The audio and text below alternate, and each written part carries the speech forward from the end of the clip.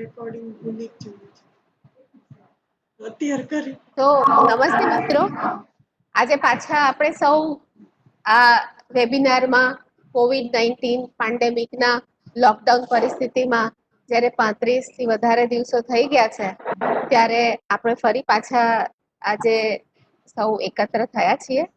સૌનું સ્વાગત છે. SIHFW, GSACS અને યુનિસેફ બધા જે મિત્રો છે એમણે અમને આમંત્ર્યા એના માટે થેન્ક યુ વેરી મચ.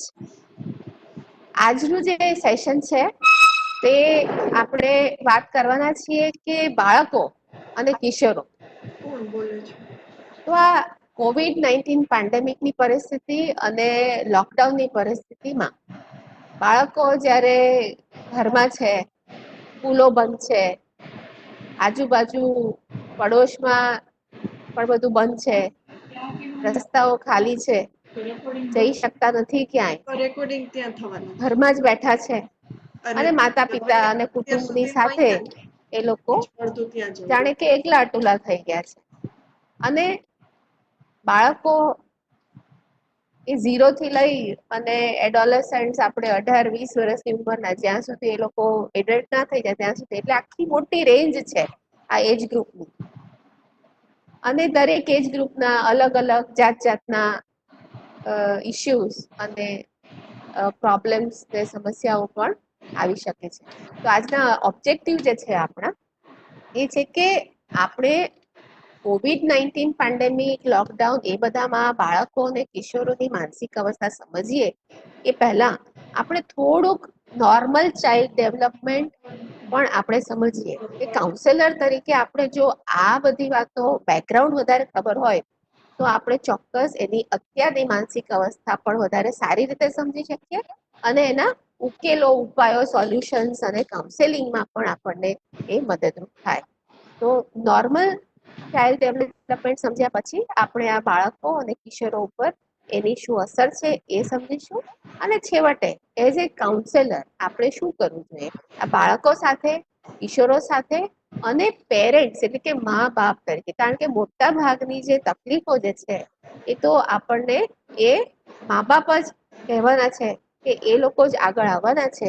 કિશોરો કદાચ પોતાની સમસ્યાઓ વર્ણવી શકે. તો આટલી વાતો આપણે કરવાના છીએ. તો આજે આપણી સાથે જે એક્સપર્ટ છે એમાં મારી સાથે ડોક્ટર કમલેશ દવે છે. એ એસોસિએટ પ્રોફેસર છે સાયકિયાટ્રી ડિપાર્ટમેન્ટમાં. તો હું એમને વિનંતી કરીશ કે હવે પછીનું જે નોર્મલ ચાઇલ્ડ ડેવલપમેન્ટ છે અને બાળકો ઉપર અને કિશોરો ઉપર એની અસરો છે એનું સેશન ચાલુ કરે.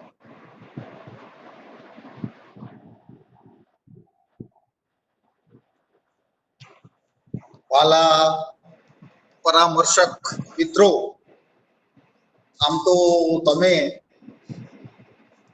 પુખ્ત વયના લોકોના માર્ગદર્શન આપવા, કાઉન્સેલિંગ કરવામાં હા છો, પરંતુ આમાં આપણે બાળકોનું પરામર્શન, એમનું કાઉન્સેલિંગ કરવાનું છે. એટલે આપણે એવું કહી શકાય કે તમને ક્રિકેટની રમતમાં તમે ખૂબ હોશિયાર છો, પણ આ રમત છે તે ફૂટબોલની રમત જેવી છે. એટલે આપણે પેલા ફૂટબોલના રૂલ્સ સમજવા પડે. એવી રીતે આપણે નોર્મલ ચાઇલ્ડ ડેવલપમેન્ટ જો ન સમજીએ તો જે આપણી કાઉન્સેલિંગની ટેકનિક્સ છે, સ્કિલ્સ છે, એ અહીંયા કામ આપી શકે નહીં. આપણે એવું માનીએ આપણે કે children are small adults, it's miniature adults, પણ એવું નથી. Children are not small adults. એટલે એ મોટાની નાની આવૃત્તિ નથી, એ એકદમ અલગ જ છે. એટલે એમને એ રીતે આપણે જો સમજીએ તો જ આપણે બાળકને સમજી શકીએ. બાળકને સમજી શકીએ તો જ આપણે તો તમે જાણો છો કે બાળક જન્મે છે ત્યારે એકદમ માતા ઉપર નિર્ભર હોય છે. એનામાં કોઈ સ્કિલ્સ હોતી નથી. જેમ જેમ ઉંમર વધે છે તેમ તેમ એની સ્કિલ્સ વધતી જાય છે. જેમ કે 1 વર્ષનો થાય બાળક તો ચાલતા શીખી જાય છે, પછી બોલતા શીખી જાય છે, પછી પોતાના શૂઝ છે એને લેસ બાંધતા 5 વર્ષે શીખી જાય છે. આમ જુદી જુદી આવડત જુદા જુદા સમયે એ લોકો એક્વિઝિશન કરે છે અને આવડે છે, અને એના કારણે એમના રિએક્શન્સ છે, there will be multiplex reactions to these additions, એકબીજા સાથે સરસ વધારે આપણે થઈ શકે છે, અને એ લોકો એક પુખ્ત વયના લોકો બની શકે છે ધીમે ધીમે. હવે ઘણીવાર આપણે 5 વર્ષના બાળકને પણ મળવાનું થાય, 7 વર્ષના બાળકને પણ મળવાનું થાય, 12 વર્ષના બાળકને પણ મળવાનું થાય. તો દરેકનું ડેવલપમેન્ટ છે, નોર્મલ ચાઇલ્ડ ડેવલપમેન્ટ એ અલગ અલગ સ્ટેજ ઉપર હોય છે. એ પાછું કોઈનું પણ આગળ પાછળ હોઈ શકે. ઘણા લોકો કહેતા હોય છે કે અમારો દીકરો 14 મહિને ચાલતા શીખ્યો, ઘણા લોકો કહે છે કે અમારો છોકરો 9 મહિને ચાલતા શીખી ગયો. તો થોડા ઘણા વેરિએશન્સ રહેતા હોય છે, પણ એ સ્વીકાર્ય છે. હવે જ્યારે બાળક વૃદ્ધિ પામે છે ત્યારે there is a explosion in newborn possibility આજે 12માનું early રિઝલ્ટ child, આવ્યું હતું એટલે કે જે આ નાનપણનો સમયગાળો છે એમાં આ બધી વસ્તુઓ ખૂબ જોવા મળે છે. અને normal development is conceived of as what a typical child will go through in an average expectable environment. હવે આ બહુ અગત્યની વસ્તુ છે, એક્સપેક્ટેબલ એન્વાયરમેન્ટ. એટલે જો બાળકને ન્યુટ્રિશન સારું મળી શકે, સાથ સહકાર મળી શકે, હૂંફ મળી શકે, તો આ બધું થઈ શકે. પરંતુ આ કોવિડના સમયગાળામાં એક્સપેક્ટેબલ એન્વાયરમેન્ટ નથી. એટલે કે આ સમયગાળો જે છે તેમાં મા બાપ પોતે પણ ચિંતામાં છે. જ્યારે મા બાપ ચિંતામાં હોય, બાળકને કઈ રીતે શાંત પાડી શકે, પ્રેમ કેવી રીતે આપી શકે. તો આવી પરિસ્થિતિ જે છે, જ્યારે ડિઝાસ્ટરની પરિસ્થિતિ આવે છે ત્યારે એક્સપેક્ટેબલ એન્વાયરમેન્ટ બરાબર રહેતું નથી, અને એના કારણે નોર્મલ ડેવલપમેન્ટ પણ આડું અવળું થઈ જાય છે, હેવાયર્ડ થઈ જાય છે. Next slide.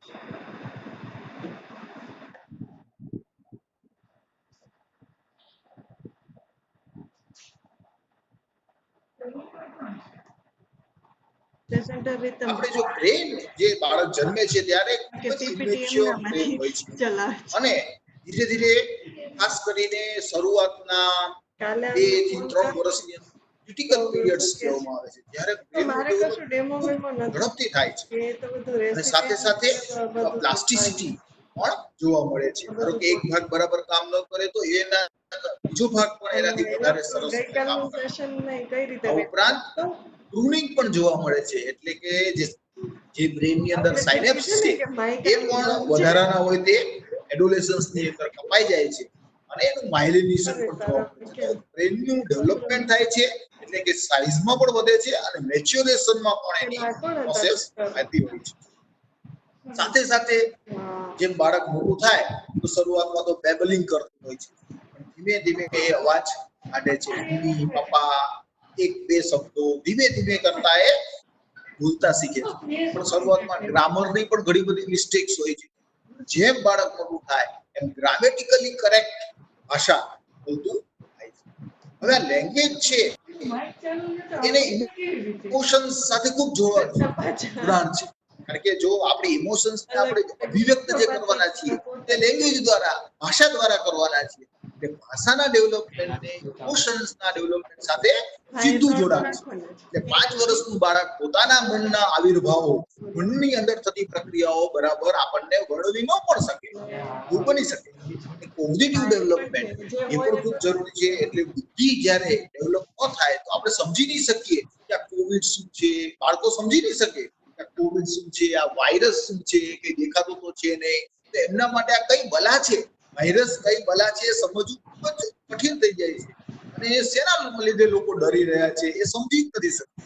તો આમ કોગ્નિટિવ ડેવલપમેન્ટ પણ એમનું અલગ અલગ હોય, દરેક ઉંમરે અલગ અલગ હોય છે.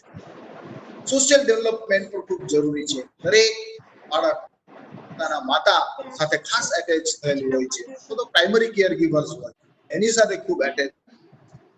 તો સોશિયલ ડેવલપમેન્ટની અંદર એટેચમેન્ટ બહુ મોટો રોલ છે. બાળક તો ગમે ત્યારે ગભરાઈ જાય છે, પણ જો માતાને વળગી પડે તો એની ચિંતા દૂર થઈ જાય છે. તો આ પણ અત્યારે ઘણીવાર માતા પણ વર્કિંગ વુમેન્સ હોય છે, તો એની અંદર માતા અવેલેબલ નથી હોતી. બાળકની જે ચિંતા છે એનું શું, એ પણ એક મોટો પ્રશ્ન રહી શકે છે. બીજી એક અગત્યની વસ્તુ છે કે ઇમોશનલ ડેવલપમેન્ટ. મેં કીધું કે ભાષા બહુ અગત્યની છે, પણ જે ઇમોશનલ ડેવલપમેન્ટ છે એ ભવિષ્યની અંદર પણ વ્યક્તિ સંબંધો જાળવી રાખશે કે કેમ, કેવી રીતે જાળવી રાખશે, પોતાના મિત્રો સાથે, પોતાની પત્ની સાથે, બાળકો સાથે, આ બધા જે સંબંધો જાળવી રાખશે કેવી રીતે જાળવી શકશે, સ્વભાવથી કેવો બનશે, આ બધી વસ્તુઓ એના ઇમોશનલ ડેવલપમેન્ટ માટે ખૂબ જરૂરી છે. ઇમોશનલ સેલ્ફ રેગ્યુલેશન એટલે ઘણા લોકો તમે જોયા હશે કે વાત વાતમાં ગુસ્સે થઈ જાય, બધા સાથે ઝઘડા કરી નાખે, કાં તો મારામારી સુધી પહોંચી જાય, પોતાના કલીગ્સ ને ઉતારી પાડે, અથવા વાતે વાતે મેમો આપી દે. તો આ પ્રકારના ઇમોશનલ સેલ્ફ રેગ્યુલેશન જે છે એ પણ ઘણીવાર આ સમયગાળાની અંદર ખૂબ અગત્ય. આ ઉપરાંત બાળકને મોરાલિટીની બહુ ખબર નથી હોતી, સાચું શું ખોટું શું. એને તો તકલીફ લાગે એટલે રડવાનું, એને ખબર નથી પડતી કે મારે અત્યારે હાથ મારા ગંદા છે, મારા મોઢામાં ન નખાય, એ કારણ કે અત્યારે કોવિડ નો સમય છે, મારે વારંવાર હાથ કેમ ધોવાના, એ બધી એમને અમુક સમજણ પડતી નથી. જેમ ઉંમર વધતી જાય છે એમ એમને મોરલ ડેવલપમેન્ટ પણ આવતું જાય છે. તો આપણે આ બધી વસ્તુઓ વધારે જોવાનું છે કે બાળકને ઉંમર કઈ છે, અને એના આધારે આપણે કાઉન્સેલિંગની પેટર્ન ડિઝાઇન કરવી પડે, નહીં તો ભેંસ આગળ ભાગવત એના જેવો હાલ થઈ. નેક્સ્ટ. આ ઉપરાંત ભગવાને દરેકને એક સ્વભાવ આપેલો છે, જન્મજાત હોય છે, એટલે કે ટેમ્પરામેન્ટ એને અંગ્રેજીમાં. મોટા ભાગનું હ્યુમન બિહેવિયર છે એ આપણે એના આધીન જ આપણે લોકોના જે વ્યક્તિનું જે ટેમ્પરામેન્ટ છે એને આપણે આધીન છીએ, એમાં આપણું બહુ ચાલતું નથી. ઘણા લોકો ટેમ્પરામેન્ટલી ઇનહિબિટેડ હોય, બહુ ઓછું બોલતા હોય, બહુ ઓછા ઇનિશિયેટિવ્સ લેતા હોય, જીવનમાં બહુ કઈ કરવાની જરૂર નથી હોતી, આપણે શું કરીને સામાન્ય જિંદગી જીવવાની છે.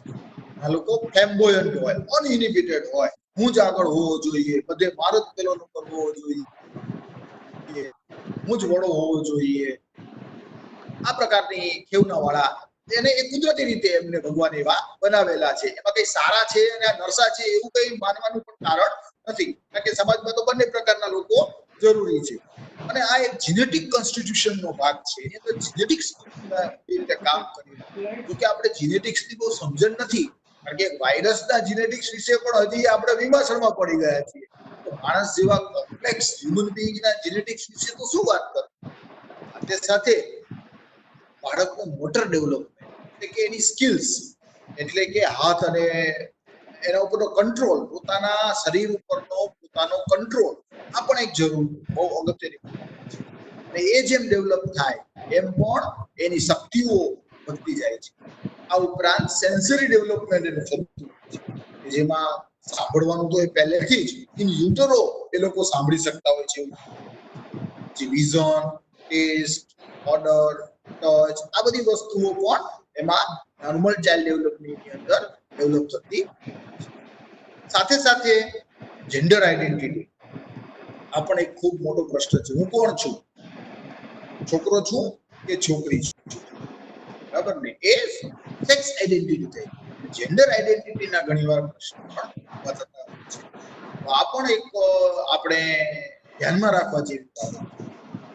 સાયકોસેક્સ્યુઅલ ડેવલપમેન્ટ એટલે કે એનું જે સાયકોસેક્સ્યુઅલ ડેવલપમેન્ટ કાઉન્સેલર છો કે ફ્રોઇડિયન સાયકોલોજી ખૂબ સારી રીતે જાણતા હશો, તો આ સાયકોસેક્સ્યુઅલ ડેવલપમેન્ટ ખૂબ બાળકમાં ઉંમર પ્રમાણે એમનું આ સાયકોસેક્સ્યુઅલ ડેવલપમેન્ટ થાય છે. ઉંમરને આધીન આ ચાઇલ્ડ ડેવલપમેન્ટ થાય છે.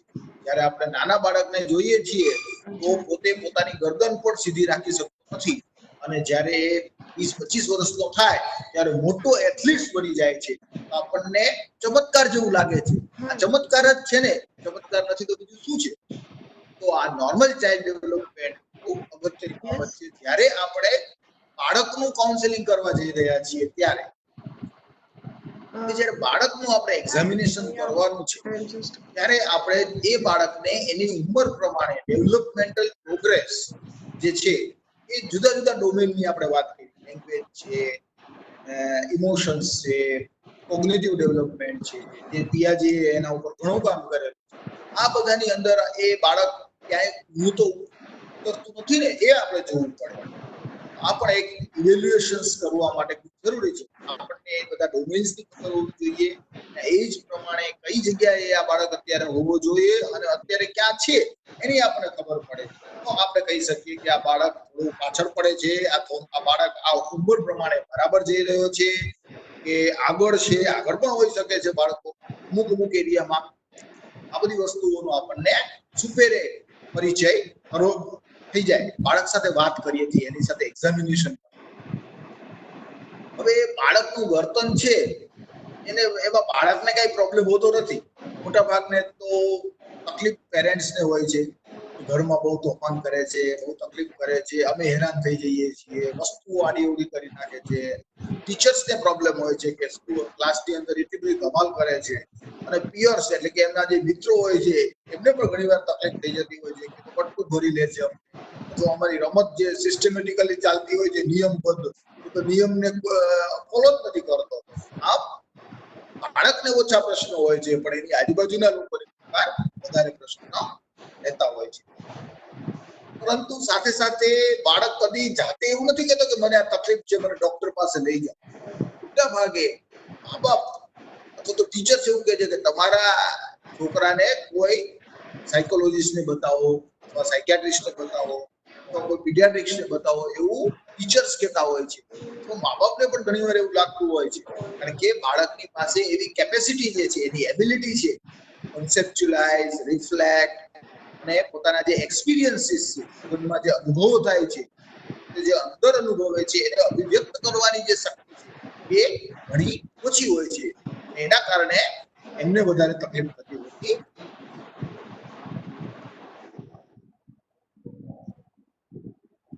હવે બાળક જે છે એ એકલો તો ઉછરતો નથી, પણ પોતાના કુટુંબની અંદર ઉછરે છે, પોતાની સ્કૂલની અંદર ઉછરે છે, પોતાની શેરી અથવા તો સોસાયટી હવે થઈ ગઈ, સોસાયટીની અંદર ઉછરતો હોય છે. જો ફેમિલીમાં કઈ તકલીફ હોય, સ્કૂલમાં કઈ તકલીફ હોય, અથવા તો સોસાયટીમાં અથવા શેરીની અંદર છોકરાઓ એને પરેશાન કરતા હોય તો એ બાળકને ચોક્કસ અસર થવાની છે.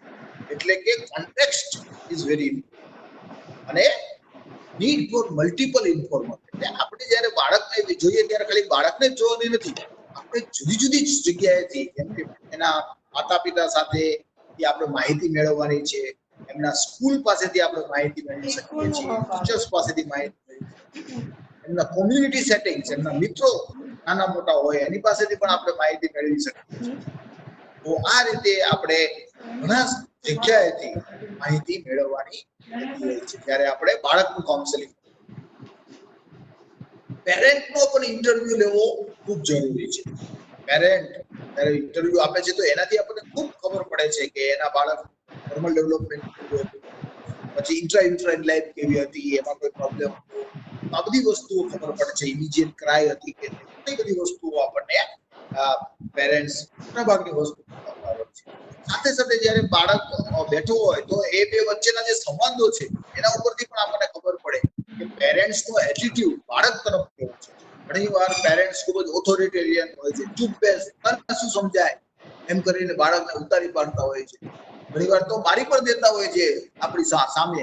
આપણને ખબર પડે કે પેરેન્ટ્સનો બાળક પ્રત્યેનો એટીટ્યુડ કેવો છે એ આપણને આપણા ઇન્ટરવ્યુ દરમિયાન જ સમજવા આવી જતું હોય છે. અને એના કારણે આપણે અત્યારે બાળક કઈ તકલીફમાંથી પસાર થઈ અને શા માટે બાળકને આપણી પાસે સાયકોલોજીસ્ટ પાસે શા માટે લાવવામાં આવ્યો, સાયકિયાટ્રિસ્ટ પાસે કેમ લાવવામાં આવ્યો, તો પીડિયાટ્રિશિયન પાસે કેમ લાવવામાં આવ્યો, એનું કારણ જાણવું ખૂબ જરૂરી છે.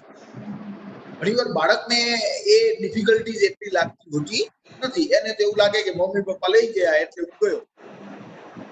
ઘણીવાર ઇન્ફોર્મન્ટ ડિફરન્સીસ ખૂબ અગત્ય. મમ્મી એવું કહેતા હોય કે બહુ ધમાલીઓ છે, પપ્પા એવું કહેતા હોય તો બહુ શાંત છે.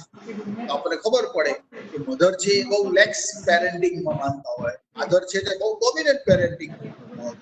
ઘરમાં આવે એટલે છોકરો શાંત થઈ જાય છે.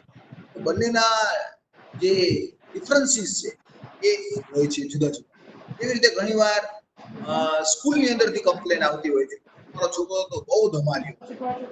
ઘરમાં બધા એવું કહેતા હોય છે કે અમારા ઘરમાં તો છોકરો ધમાલ્યો નથી. ઘણીવાર ઊંધું પણ હોય છે કે ઘરમાં છોકરાઓ એટલા બધા ધમાલ કરે છે, પણ સ્કૂલના ટીચર્સ તો એવું કે તમારો છોકરો તો અવ્વલ એકદમ શાંત છે. તો આવી પણ ડિફરન્સીસ જોવા મળતા હોય છે. કોમ્યુનિટીની અંદર પણ આપણને ઘણીવાર જોવા મળે છે કે એને કોઈ રમાડતું નથી સાહેબ, કારણ કે એ બહુ તોફાની છે, અથવા તો એને સમજણ ઓછી પડે છે એટલે એને કોઈ ગેમ્સની અંદર રમાડતું નથી. ઉંમરમાં મોટો છે, નાના નાના છોકરાઓ સાથે રમવું પડે છે, કારણ કે ઉંમરના વાળા છોકરા સાથે એટલે ઘણીવાર એમને આઈક્યુ ના પ્રોબ્લેમ હોય, થોડો ઓછો આઈક્યુ હોય, એવું પણ બની શકે છે. તો આ ઇન્ફોર્મલ ડિફરન્સીસ થી પણ આપણને ઘણી બધી વસ્તુ ખબર પડે છે. અને આપણને મા બાપ સાથે વાત કરતા આવડવું જોઈએ. એની જે ઇન્ટરવ્યુ ટેકનિક્સ છે, જે જોકે તમે પુખ્ત વયના લોકો સાથે કામ કરી જ રહ્યા છો, ઘણા લોકો HIV કાઉન્સેલિંગમાં કામ કરતા હશે, ઘણા અન્ય કોઈ કાઉન્સેલિંગમાં કામ કરતા હશે, તો તમારે આ બધી જે ટેકનિક્સ છે, ઓપન એન્ડેડ ક્વેશ્ચન્સ કરવાના, રેપો ડેવલપ કરવાના, આ બધું તમારે કરવાનું જ છે એમની સાથે. તો ચાઇલ્ડ એડોલેસન્સ જ્યારે આપણે ઇન્ટરવ્યુ કરીએ, તો જે આ ઇન્ટરવ્યુ છે પેલા તો આપણે ઇન્ટરવ્યુ કરીએ છીએ, ઇન્ટ્રોગેશન કરતા નથી, એ આપણે રેપો ડેવલપ કરવાનું.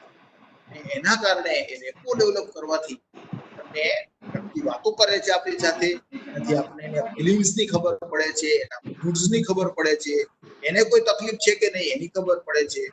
અને બાળકને પોતાનો પણ એક વ્યૂ હોય, જે એના ઘરમાં થતું શું થઈ રહ્યું છે, કે સિગ્નિફિકન્ટ ઇસેન્શિયલ. કોવિડ વિશે તારી શું માન્યતા છે? તો ઘણા છોકરાઓ એવું કહે કે કોવિડમાં અમને તો કઈ થયું જ નથી, અમને તો બહુ મજા પડી ગઈ, સ્કૂલો બંધ થઈ ગઈ, ભાઈબંધ દોસ્તારો રખડવાનું, બહુ મજા. તો એને કોવિડ નો એટલો વિષાદ નથી હોતો કે આટલા લોકો મરી ગયા છે, એનો એક કોન્સેપ્ટ પણ નથી. Child view is very important. આપણે એવું ના કરી શકીએ કે બધા ચાઇલ્ડ છે તે ઉદાસ બેસી ગયા છે, ડરી ગયા છે, ગભરાઈ ગયેલા છે, એવું જરૂરી નથી. ઘણા ચાઇલ્ડ તો મજામાં પણ હોય કે રોજ મજા કરવાની, આનંદ કરવાનો, ઘરમાં પત્તા રમવાના, કેરમ રમવાના, મજા છે. તો આવું પણ હોઈ શકે, બરાબર.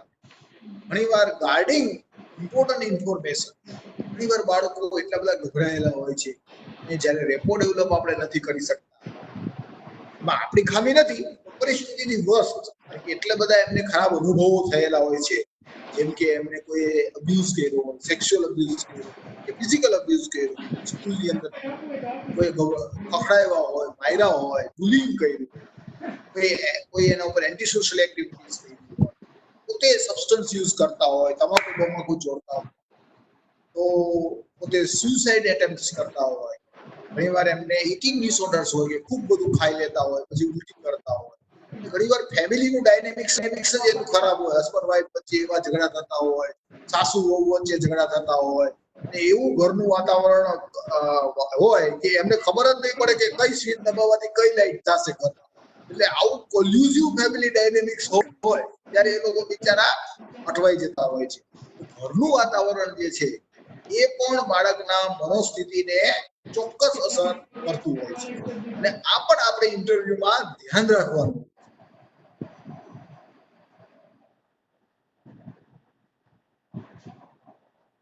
તો આપણે હિસ્ટ્રી ટેકિંગ તો બાળકને લેવાની જોઈએ છે. મેન્ટલ સ્ટેટસ એક્ઝામિનેશન દરેકને થોડું આવડવું જોઈએ. હવે બાળકની સાથે આપણે કામ કરીએ, 7 વર્ષથી નાના બાળક હોય તો એમની પાસે અભિવ્યક્તિ બહુ ઓછી હોય છે, સારું અભિવ્યક્ત કરી શકતા નથી, તો પ્લે ટેકનિક દ્વારા આપણે એને કરી શકીએ. પ્લે થેરાપી પણ ઘણીવાર કરવામાં આવે છે. આ ઉપરાંત બાળકો સાથે પ્રોજેક્ટિવ ટેકનિક, આપણે બાળકને કહીએ કે ચલ તું એક પિક્ચર દો, એ પિક્ચર દોરે તો આપણે એના વિશે કોમેન્ટ કરાવી કે આ કોણ છે, શું કરી રહ્યો છે, શા માટે આમ ગભરાયેલો છે, ક્યાં જઈ રહ્યો છે, એના વિશે આપણે ડિટેલ્સ ની અંદર એ પિક્ચર વિશે આપણે એને પૂછી શકીએ, અને એના ઉપરથી આપણે બાળકના મનોસ્થિતિનું તારણ કાઢી શકીએ. જે સાવ સાચું હોય એ જરૂર નથી, પણ તારણ આપણને મળે છે. આપણે બાળક સાથે વાર્તાલાપ પણ કરવો પડે છે, જેમાં આપણે બાળકને ઓપન એન્ડેડ ક્વેશ્ચન્સ પૂછવા જોઈએ કે તારા ભાઈ સાથે તારે કેવું બને છે, એમ કરતા એના કરતા તારા ભાઈ વિશે વાત કરતું એ ઘણી બધી વાતો પોતાના ભાઈ વિશે કહી શકે. ખાસ કરીને બાળકોને તો મા બાપ લાવતા હોય છે. બાળકોની કઈ આમ તો કન્સેન્ટની પણ બહુ જરૂર નથી હોતી, એની એસેન્ટ હોય છે અને મા બાપની કન્સેન્ટ હોય છે. પણ જ્યારે બાળકો એડોલેસન્સ થઈ જાય છે, ત્યારે ઘણીવાર 17 વર્ષના બાળકો એવું કે છે, 18 વર્ષના તો ચોક્કસ કે ભાઈ મારી વાત છે તમે મારા મમ્મી પપ્પાને કહેવાની નહીં તો હું તમને કહું તો આ રીતે કોન્ફિડેન્શિયાલિટીના પણ બહુ મોટા ઇસ્યુ ખાસ કરીને એડોલેસન્સ આજકાલના જમાનામાં બહુ આવતા થઈ ગયા અને ઘણી વાર તો એવું પણ જોવા મળે છે મોટા સિટીની અંદર કે 15 વર્ષનો છોકરો જાતે સાયકિયાટ્રિસ્ટને મળવા આવે છે ત્યારે પ્રશ્ન ઉભો થાય છે કે હવે આપણે શું કરવું અને ના પાડે છે કે મારા મમ્મી પપ્પાને નહીં જણાવતા તો આવા પણ પ્રશ્નો ઘણી વાર જોવા મળતા હોય છે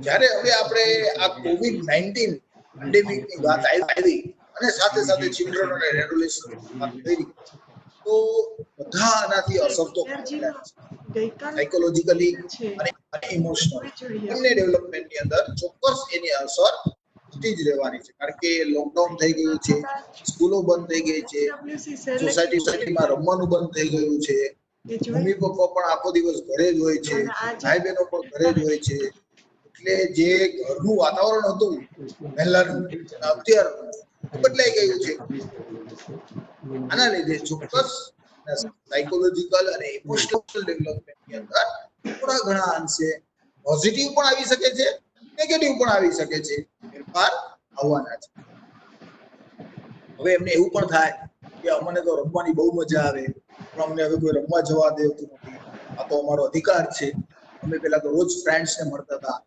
સ્કૂલે જતા હતા ટ્યુશને જતા હતા અને મને તો સ્વિમિંગ કરવું બહુ ગમે સ્કેટિંગ કરવું ડાન્સિંગ કરવું ટેનિસ રમવું પણ હવે તો આમાંથી હું કંઈ કરી શકતો નથી મને કેમ આવી રીતે બાંધી દેવામાં આવ્યો છે આમાં શું મારા મમ્મી પપ્પાનો વાંક છે કે બધા છોકરા કરે છે આવું અને આ કોવિડ શું છે આ બીમારી શું છે એ બધી વસ્તુઓ એમને બહુ સમજાતી નથી જોજનો દૂર છે એમનાથી ખાસ કરીને નાના બાળકોને 6 વર્ષના લોકો 7 વર્ષના લોકો એ બહુ સમજી શકતા નથી સાથે સાથે એમને એવું કહેવામાં આવે છે કે વારંવાર તમારે અહીંયા મોઢે નહીં અડવાનું આંખ ઉપર નહીં અડવાનું વારંવાર હાથ ધોવાના તો એમને આ બધું થોડું વિચિત્ર પણ લાગી શકે છે કે આ બધું એકદમ કેમ દુનિયા મારી આજુબાજુની બદલાઈ ગઈ આ વિમર્શન અને વિસ્મયતા પણ અનુભવતા હોય છે કે આ કેમ લઈ ગયું અને ઘણીવાર જે ઇમોશનલ કેર મળતી હોય છે એ ઇમોશનલ કેર ઓછી થઈ જાય છે કારણ કે મા બાપ પોતે પણ પોતાની ચિંતામાં એટલા બધા ગુંથાયેલા હોય છે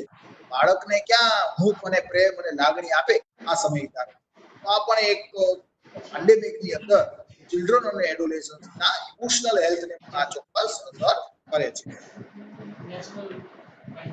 તો નોર્મલ રિસ્પોન્સ તો કેટલો સરસ હતો મજાનો હતો આનંદ પ્રમોદ બધું ચાલતું પણ અત્યારે તો બધું ડરાવનું લાગે છે બધા એકબીજા બધાને ડરાવી રહ્યા છે જાણે કે જીવન આખું આમ રેડ લાઇટ જેવું થઈ ગયું છે બિહેવિયરલ ઇસ્યુઝ થાય છે નોર્મલ રિસ્પોન્સ એ બાળકો આપતા હતા એના બદલે હવે બધા જ વર્તનની સમસ્યાઓ એમની થઈ ગઈ છે કે એ લોકો પણ પોકારે છે કે અમારે બહાર જવું છે ફરવા જવું છે અમારે પીઝા ખાવા જવું છે જુદી જુદી માંગણીઓ હોય છે આઈસ્ક્રીમ ખાવો છે કેટલા ટાઈમથી તો આઈસ્ક્રીમ નથી ખાધો એવું પણ કોમન છે આ ઉનાળાની અંદર ગુજરાતી બાળકો માટે નેક્સ્ટ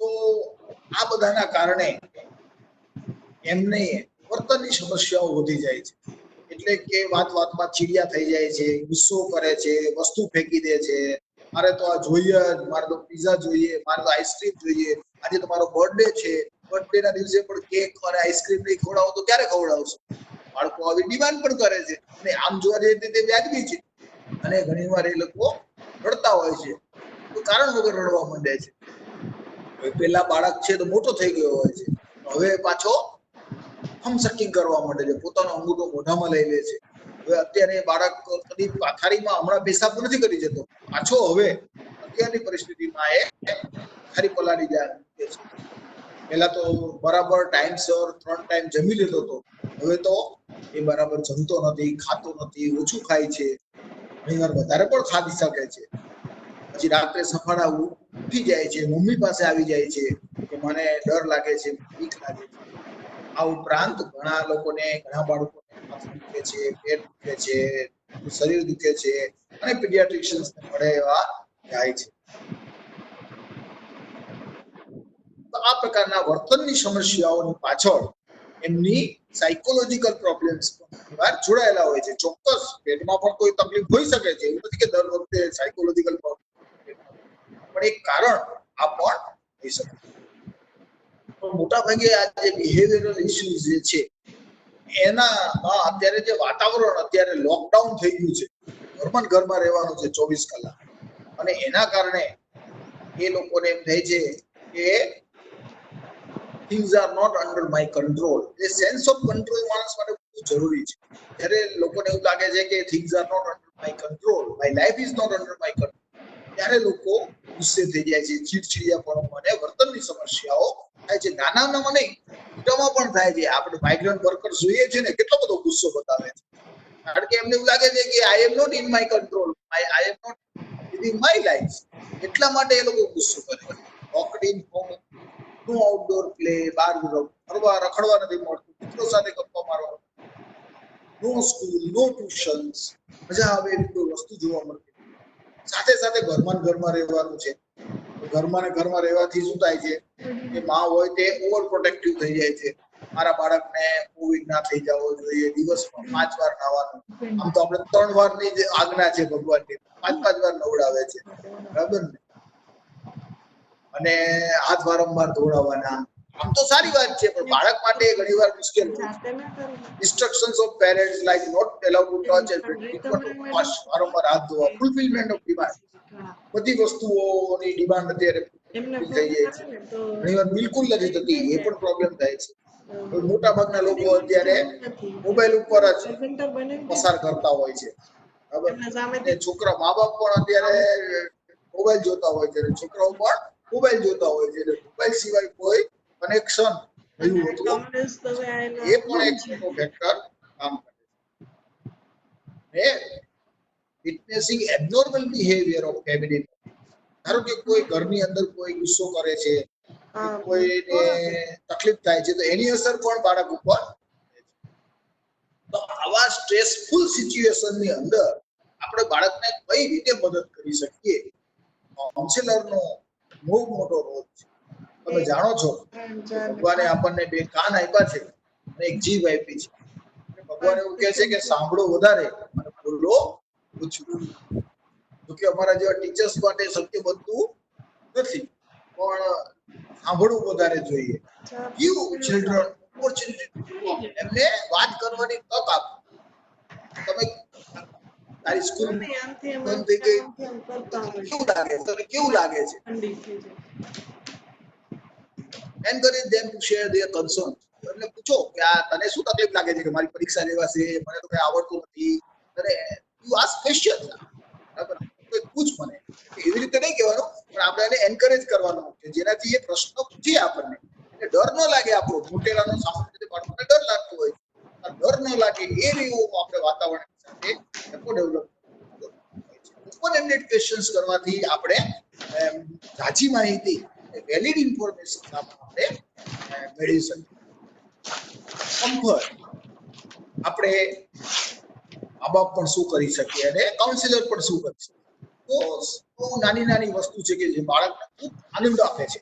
જેમ કે આપણે એને વાર્તા કહીએ તો ખૂબ મજા આવે, સ્ટોરીઝ કરીએ, નાની સરસ મજાની સ્ટોરીઝ હોય તો એને ખૂબ મજા આવે.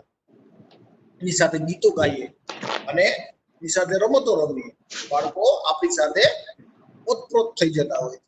ને કઈ સારી વસ્તુ કરે તો આપણે એના વખાણ કરીએ, કઈક હિંમત બતાવે, કમ્પેશન બતાવે, કોકને હેલ્પ કરવા જાય, વારંવાર પોતે હાથ ધોયા કરે, અત્યારે જે જરૂરિયાત છે, વેરી ગુડ બેટા, આપણે એને કહીએ કે તું બરાબર ધ્યાન રાખે છે, તારા હાઇજીન તું બરાબર મેન્ટેન કરે છે, વેરી ગુડ. ને આપણે એને રીએશ્યોર કરીએ, આપણે એને કહીએ કે તું એકદમ સેફ રહેવાનો છું. એમને આપણે એને સાચી માહિતી આપે, કારણ કે આજે વોટ્સઅપ યુનિવર્સિટી એવી થઈ ગઈ છે કે મોટા ભાગની માહિતી ખોટી હોય છે. તો આના બદલે આપણે એને કઈ સાઇટ ઉપર જવું, WHO ની સાઇટ ઉપર, કારણ કે બાળકો પણ હવે ઇન્ટરનેટ વાપરતા થઈ ગયા છે, એમને સાચી સાઇટ બતાવવી ખૂબ જરૂરી છે. અત્યારે અમારી પાસે કેટલા બધા પેરેન્ટ્સના પ્રશ્નો આવતા હોય છે, જે હેલ્પલાઇન પણ ચાલે છે, એમાં પણ મા બાપને ખૂબ મોટી સમસ્યા જોવા મળે છે. તો આ કયા કયા ક્વેશ્ચન્સ છે એના વિશે ડોક્ટર રીતમબરા મહેતા વિશેષ વાત કરશે. તો thank you doctor Kamlesh sir, તમે જે નોર્મલ ડેવલપમેન્ટની વાત કરી, જે કાઉન્સેલર છે ઘણી ઉપયોગી થશે એની અવસ્થા પ્રમાણે, એ જ અપ્રોપ્રિએટલી આપણે એને સમજીને એની લેંગ્વેજ ડેવલપમેન્ટને, એના ઇમોશન્સને સમજીને, એ કઈ રીતે એક્સપ્રેસ કરે છે એ સમજીને, અને હાઉ ટુ ઇન્ટરવ્યુ, એની તમે બહુ સરસ વાત કરી. અને બાળકો અને કિશોરો આપણી પાસે આવે અને એની જે સમસ્યાઓ છે એ તો તમે બહુ સરસ વાત કરી. પરંતુ ખાસ કરીને આપણી પાસે આ લોકડાઉન અને કોવિડની પરિસ્થિતિમાં ખાસ કરીને માતા પિતા આવે છે. ઘણીવાર ફોન પણ કરે છે, ફોન પર પણ આપણી મદદ માંગે છે. તો માતા પિતાના ઘણા પ્રશ્નો આવા હોય છે. તો એમને માટે કોઈ એક સચોટ અને સારી જો તમે ટિપ્સ આપો તો બહુ સારું રહેશે. દાખલા તરીકે કેવા પ્રશ્નો હોય કે મારા બાળકને આ કોરોનાનો ચેપ લાગવાની શક્યતા છે કે નહીં, અને જો મારા બાળકને કોરોનાનો ચેપ ના થવા દેવો હોય તો અમારે શું કરવું? આ લોકડાઉનના સમયમાં એને તો ભારત જવું છે રમવા માટે, પણ મારે એને કઈ રીતે અટકાવવો, કઈ રીતે રોકવો, કઈ રીતે એને સમજણ આપવી કે એનું વર્તન વધારે જવાબદાર થાય અને એ સમજે કે બહાર નહીં જઈ શકાય. આ લોકડાઉનના સમયમાં કોઈક વાર માતા પિતા એવું પણ કહે છે કે મારું બાળક એટલું તોફાન કરે છે ઘરમાં, હવે તો ત્રાસ થઈ ગયો છે અમારે ઘરમાં. તો એમાં એ લોકોને આપણે શું કહી શકીએ, મા બાપને ખાસ કરીને? એ લોકો એવું પણ આપણને ઘણી વાર કહે છે કે બાળકનું હવે મન લાગતું નથી, મહિના ઉપર થઈ ગયું છે, તો હવે એટલો બોર થાય છે, આખો દિવસ અમારી પાસે આવીને એમ જ કહે છે કે હું બહુ બોર થઈ ગયો, બહુ બોર થઈ ગયો, હવે મારે કઈ નવું કરવું છે. તો એને આપણે મા બાપને શું કહી શકીએ? જો કોઈ વાર મા બાપ એવું કે આખું વખત મારો દીકરો તો ઇન્ટરનેટ કે મોબાઈલ ઉપર ગેમ જ રમે છે, અને હવે અત્યારે તો સ્કૂલો બંધ છે અને પરીક્ષાઓ નહીં, પણ જો કોઈ 10મા 12માં હશે તો ચોક્કસ એના મા બાપને આવી ચિંતા થાય છે અને અમને પ્રશ્નો પૂછે છે કે હવે એને આનું એડિક્શન જ થઈ ગયું હોય એવું લાગે છે, તો અમારે શું કરવું? અને ખાસ કરીને એની કારકિર્દી ઉપર કોઈ અસર થશે કે નહીં? તો ડોક્ટર કમલેશ દવે, આપ મા બાપને આપણે શું કહી શકીએ? ડોક્ટર કમલેશ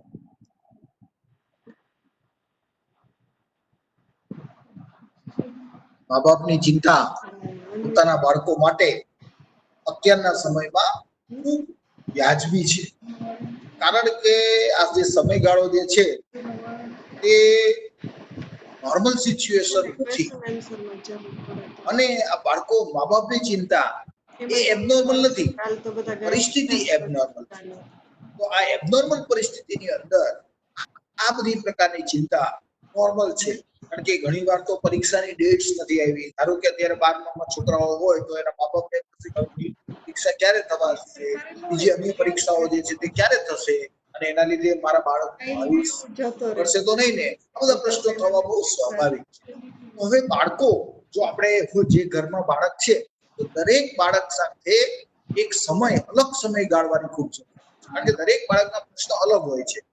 તો ધારો કે ઘરમાં 2 બાળક હોય તો આપણે એક બાળક સાથે રોજ એક ખાસ સમયે આપણે 20 મિનિટ જેટલો એની સાથે સમય ગાળી અને એની સાથે એની પર્સનલ અંગત વાતો કરીએ કે તારા મનમાં શું ચાલી રહ્યું છે, તે શું તકલીફ થઈ રહી છે, અને એના શું મનની અંદર વિચારો જે છે, અભ્યાસ બાબતે શું વિચારો છે, ઊંઘવા બાબતે શું વિચારો છે, કોવિડ વિશે શું પ્રશ્નો છે, આ બધા પ્રશ્નો જે ઉઠતા હોય છે એ સમૂહમાં નથી જાણી શકતા. આપણે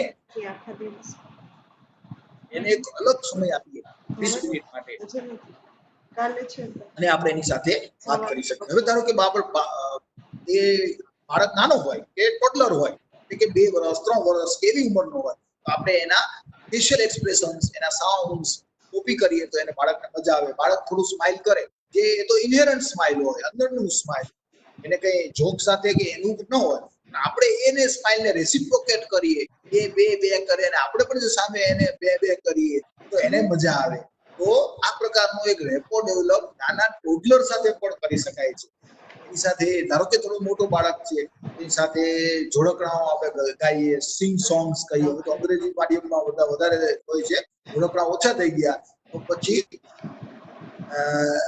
એ પ્રકારના ગીતો આપણે ગાઈએ છીએ. મ્યુઝિક છે, આ બધી વસ્તુઓ પણ ખૂબ જરૂરી છે. આપણે બાળકને પૂછવું જોઈએ કે what they would like to do, તમે શું કરવા માંગો છો? કારણ કે ઘણીવાર આપણે થોપી દેતા હોય છે કે ચલો બધા આજે અત્યારે ગીતો ગાવાના છે, તો બાળકને ગીતો ન ગાવા હોય, બાળકને કેરમ રમવું હોય, તો જ્યારે આપણે બાળકને ઓપ્શન આપીએ છીએ, ત્યારે બાળકને એવું લાગે છે કે હું પસંદ કરું છું, ત્યારે એનો કોન્ફિડન્સ વધે છે કે ના, મેં કીધું કે કેરમ રમવાનું એટલે મારા મમ્મી પપ્પા મારી સાથે કેરમ રમી. જો મેં એમ કીધું હોત કે મારી સાથે આ કરો તો મારી સાથે એ કરતા હોય, તો આવી રીતે બાળકનો કોન્ફિડન્સ વધે છે. એટલે આપણે એમને સાંભળવા જોઈએ, એમની સામે જોવું જોઈએ. ઘણીવાર આપણે સાંભળતા હોઈએ છીએ પણ આપણે જોતા શેમાં હોઈએ છીએ? મોબાઈલમાં જોતા હોઈએ, એટલે એની બહુ અસર પડતી નથી. એટલે બાળકને ખબર પડી જાય છે કે એ લોકોનું કઈ ધ્યાન કઈ પડે નહીં એમ આપણા. હા, અને જો તમે એને એટેન્શન પણ આપો અને જો તમે આનંદ માણો, સારી વાત છે. થોડા નાના મોટા બાળક હોય, ધારો કે ટોડલર પછી મોટા બાળક હોય, થોડા યંગ જેને ચાઇલ્ડ, તેની સાથે આપણે વાંચી શકીએ છીએ, તો પિક્ચર સારા હોય તો જોઈ શકીએ છીએ. એની સાથે ડ્રોઈંગ્સ બનાવી શકીએ છીએ. ઘણા બાળકો ખૂબ સરસ ડ્રોઈંગ્સ આપણે ફેસબુક ની અંદર જોતા હોઈએ છીએ કે આટલા સરસ આ બાળકે ડ્રોઈંગ્સ બનાવ્યા, ક્રેયોન્સ થી, પેન્સિલ્સ થી, સુંદર કામ કરતા હોઈએ છીએ અને એને આપણે પ્રશંસા કરીએ. બરાબર.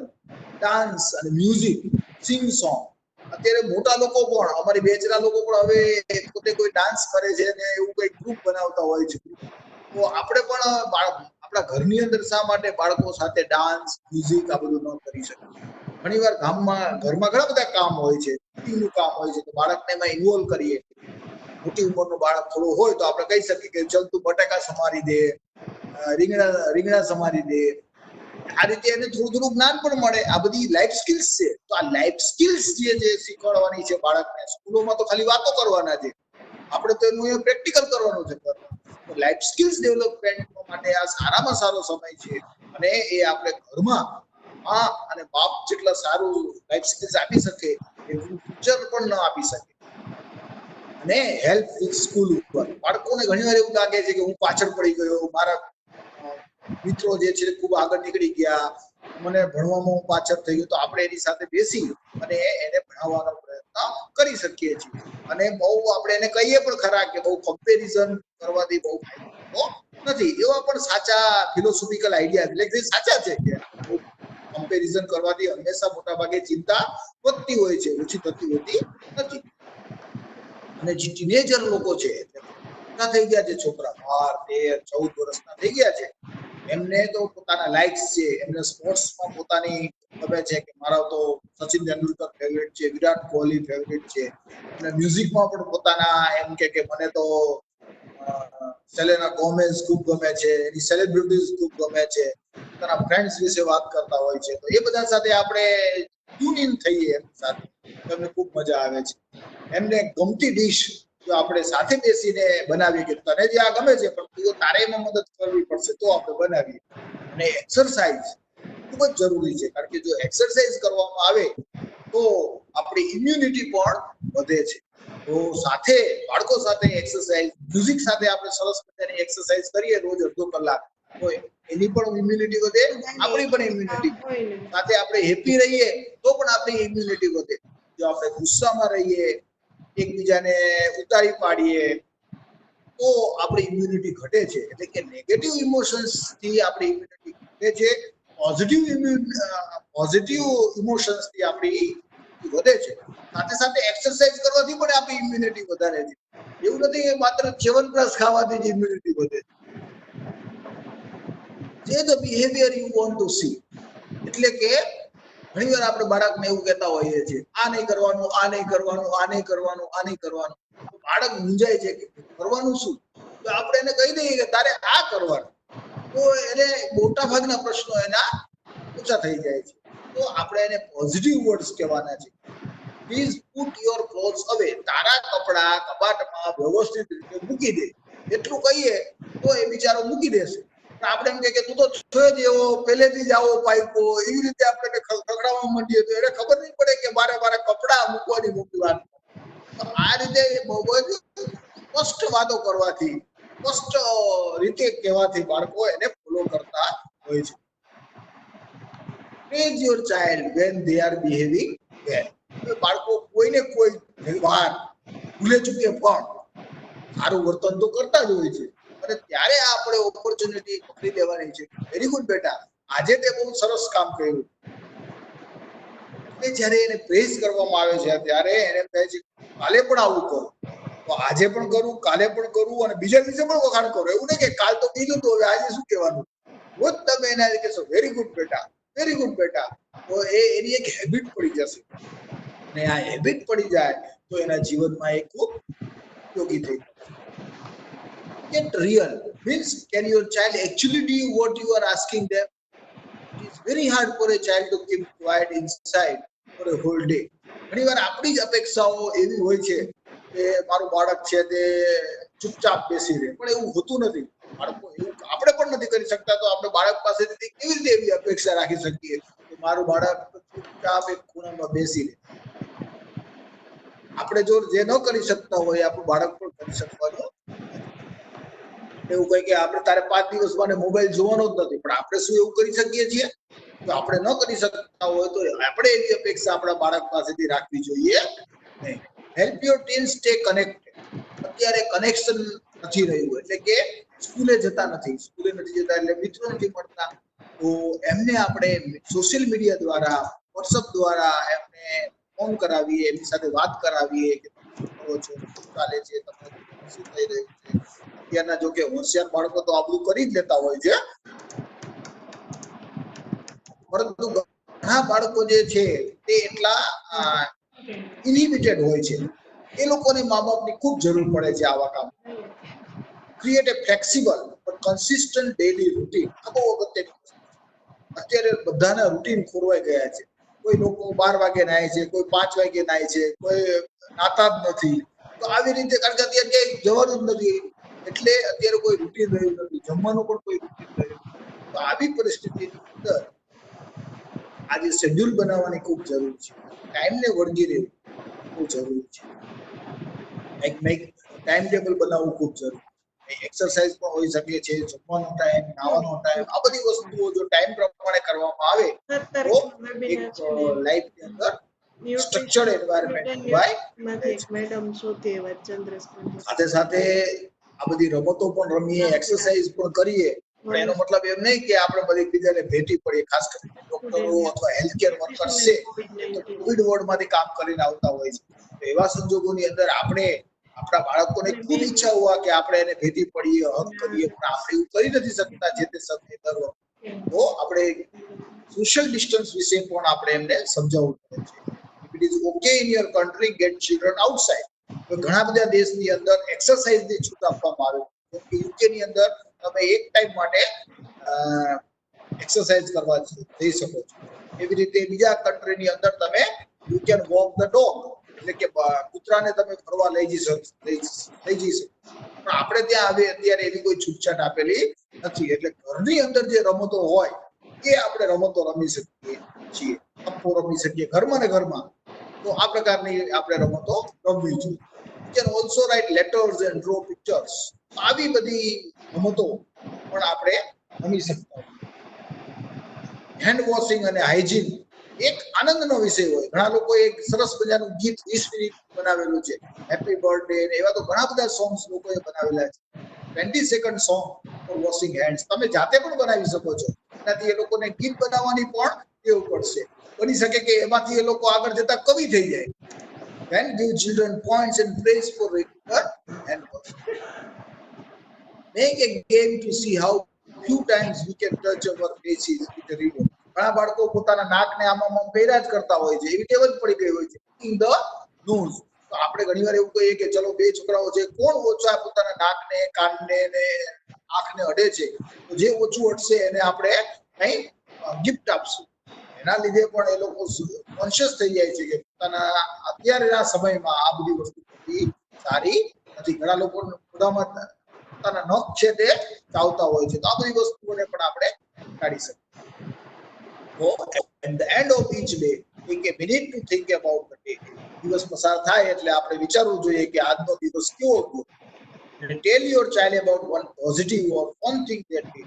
તો રોજ આપણે એક સારી વાત આપણા બાળકને આપણે કરવી જોઈએ. આપણે એને કેવું જોઈએ કે આજે તે બેટા આ બહુ સરસ.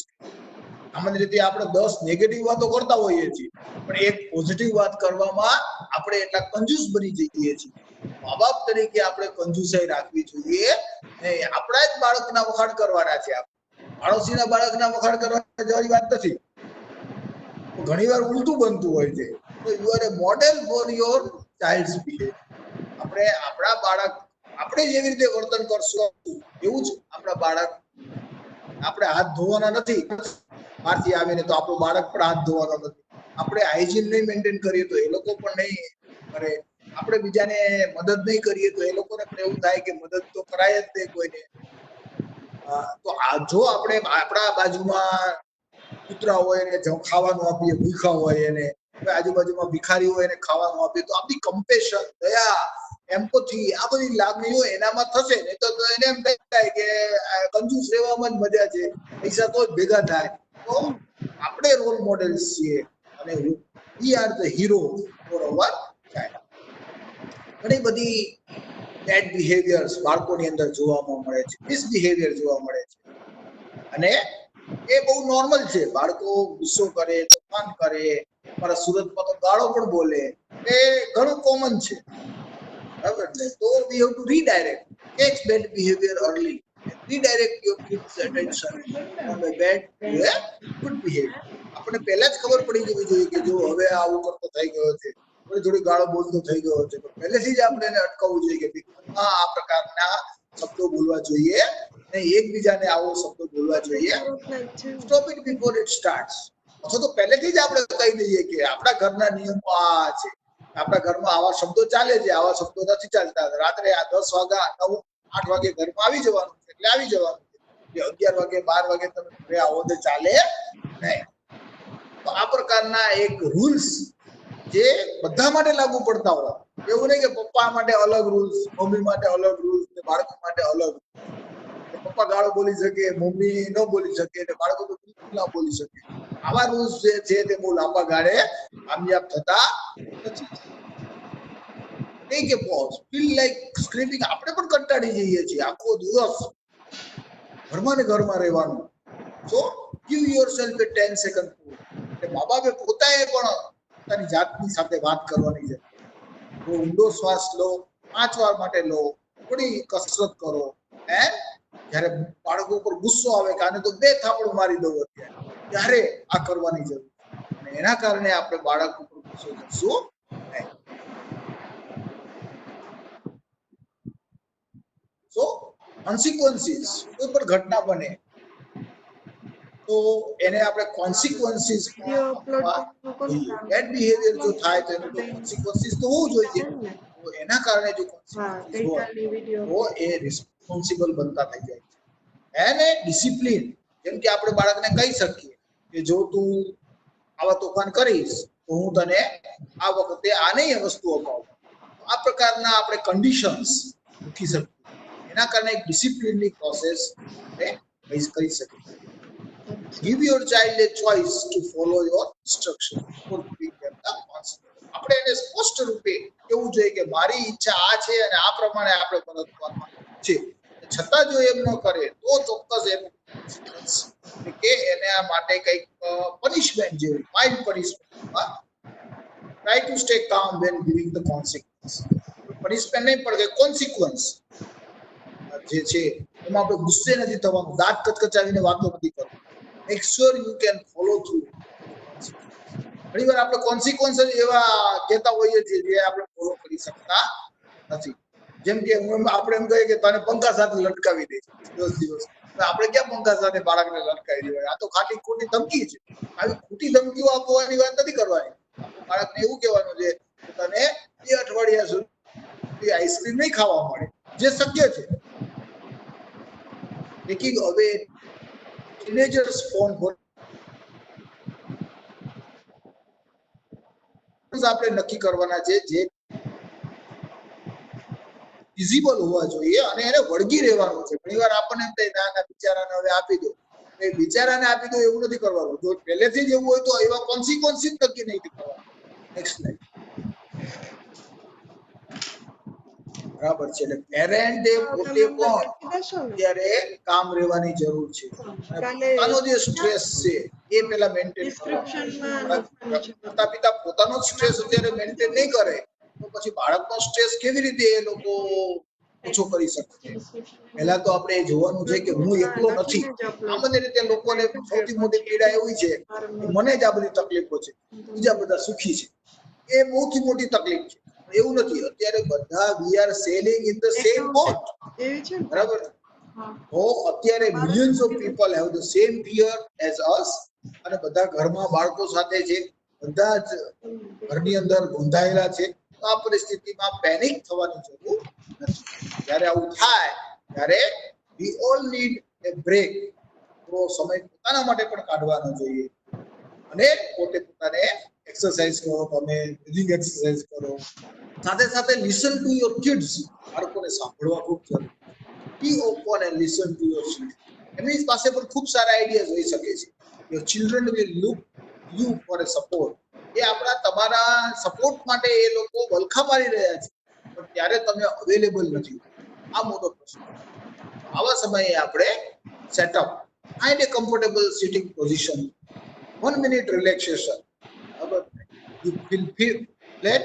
આપણે બેસી જવાના છે અને પોતાની આંખો બંધ કરી અને પોતાની જાત સાથે વાત કરવાની છે.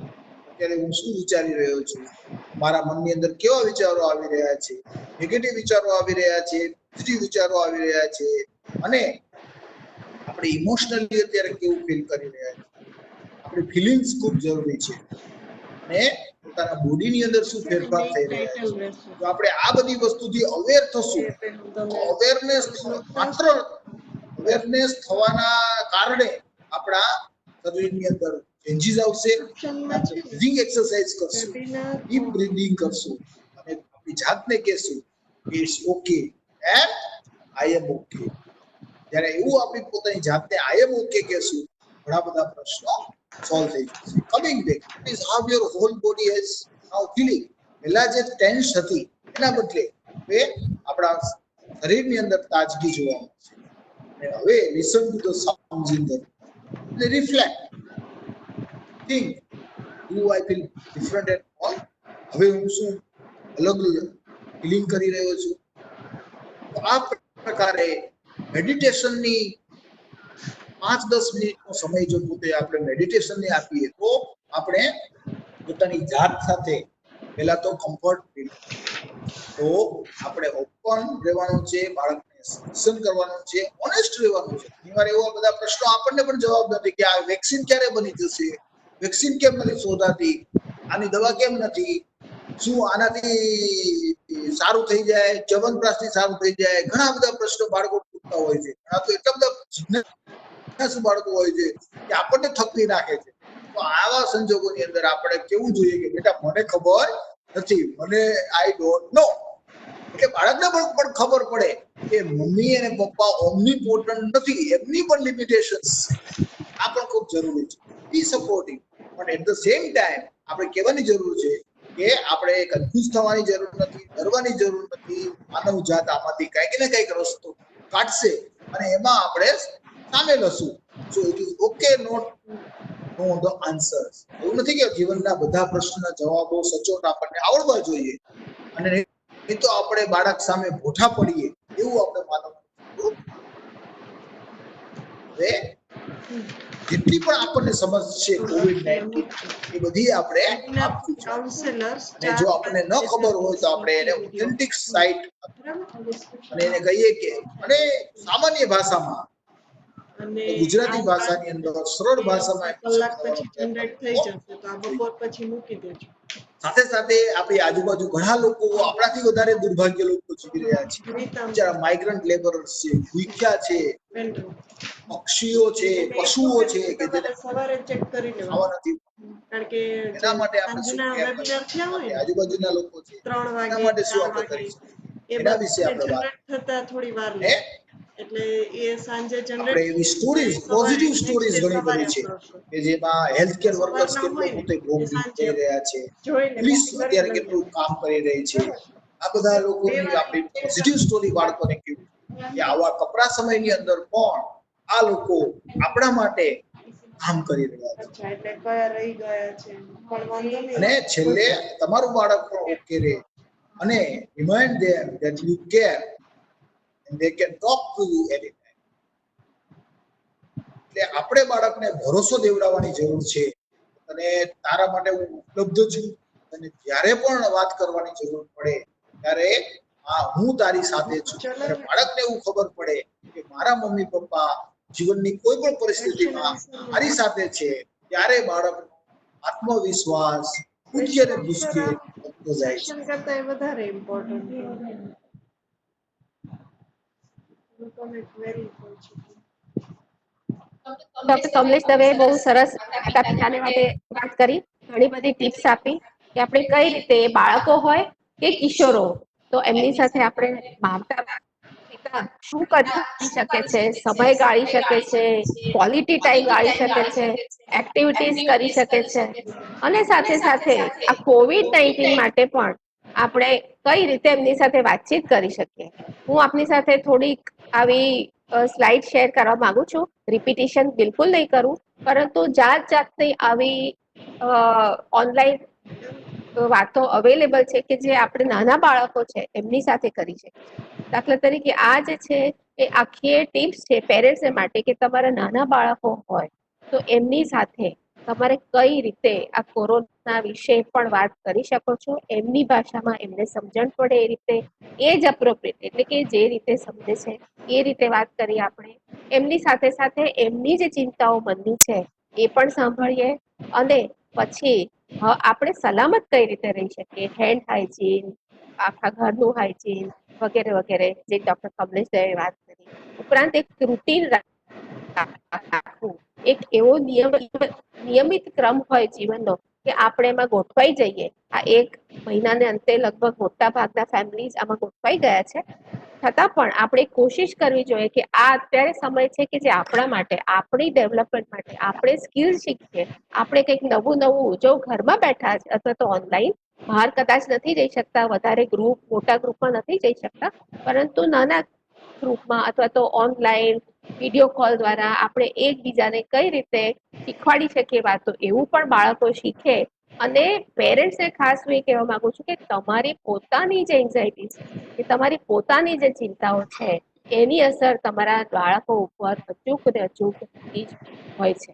હવે ક્રિએટિવિટી અને બાળકો એ બહુ સારો નાતો છે બંનેને. આ એક નાનકડી 3 મિનિટની જ ક્લિપ છે, અંગ્રેજીમાં છે, પણ જો ચોક્કસ તમે સાંભળશો, આ જે ફાધર છે એ પોતાના બાળકને આ કોવિડ માટેની એક સ્ટોરી કહી રહ્યા છે, પિતા તો કઈ રીતે એ સ્ટોરી ટેલિંગ કરે છે, તો આપ સૌને રસ પડશે જ એવું લાગે છે, તો ચોક્કસ સાંભળો.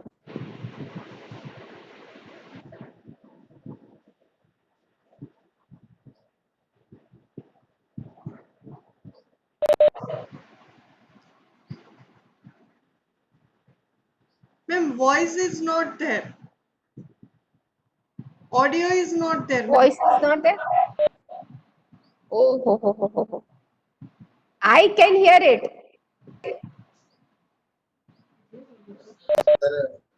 Okay, we will skip explain it. simultaneously. હા, એ પિતા એવું કહી રહ્યા છે કે આ 2020 ની ઘટના છે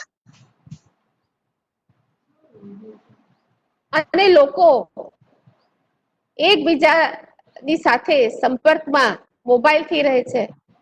આખી દુનિયા એકબીજા સાથે વાત કરવાને બદલે મોબાઈલ, ઇન્ટરનેટ ઉપર ગાળે છે.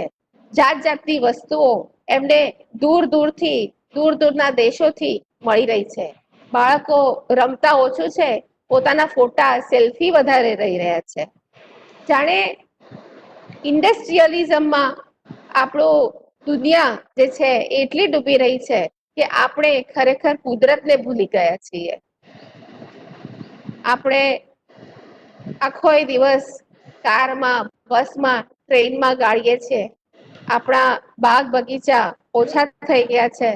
આપણે પ્લાસ્ટિકથી આખી દુનિયાને ભરી દીધી છે. દરિયો પણ પ્લાસ્ટિકથી ભરાઈ ગયો છે. દરિયાઈ જીવો અને પ્રાણીઓની મૃત્યુ પ્લાસ્ટિકથી થઈ રહ્યું છે. આજુબાજુ ધુમાડો અને જાત જાતની એવી વાતો થઈ રહી છે કે આપણે પ્રકૃતિને ભૂલી ગયા છે અને મૃત્યુને પણ ભૂલી ગયા છે. અને પછી આ 2020માં એક વાયરસ આવ્યો, નામ કોરોના. તેણે આપણી બધાના જીવનમાં કઈ એવું પરિવર્તન લાવ્યું કે આપણને પાછી આ જે દુનિયા છે અને એમાં જે આપણે બદલાવ લાવ્યો એ બધો અણગમો થવા લાગ્યો. કઈ થયું નથી ને આપણે આપણા ગ્રાન્ડ પેરેન્ટ્સને પાછા યાદ કરવા લાગ્યા. આપણે પ્રકૃતિ સાથેનો આપણો પ્રેમ છે ફરી જાગૃત થયો. અને દરિયા કિનારે જ નહીં, આપણને ખબર છે કે આપણા શહેરોમાં પણ પ્રાણીઓ પંખીઓ વધારે ચહેકવા લાગ્યા. આપણે જે વાતો ભૂલી ગયા હતા એ એવી નાની નાની પ્રવૃત્તિઓ કરવામાં મજા આવવા લાગી અને ફરી પાછી દુનિયા પહેલા જેવી જ ખરેખર સુંદર અને ગમે એવી થઈ ગઈ. નાનકડી લોકોને મદદ કરવાની જે વાતો છે એમાં આપણને મજા આવવા લાગી.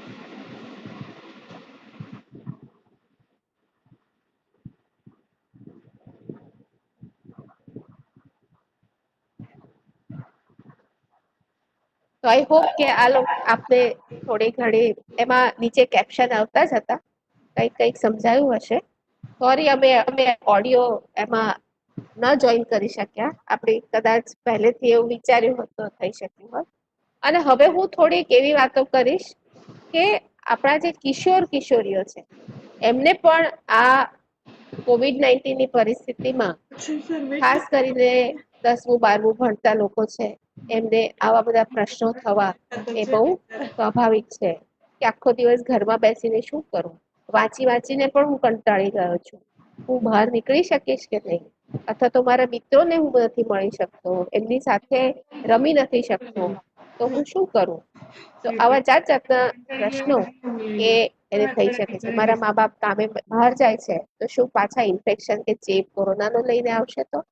અથવા તો એને ખૂબ બોર્ડમ લાગે છે કે હવે આ 1-1.5 મહિનો થઈ ગયો છે, હું સ્કેટિંગ સ્વિમિંગ કંઈક કરી શકતો નથી, મમ્મી પપ્પા પણ મને કંઈક વળ્યા કરે છે, તો હું આમાંથી કઈ રીતે રસ્તો કાઢું?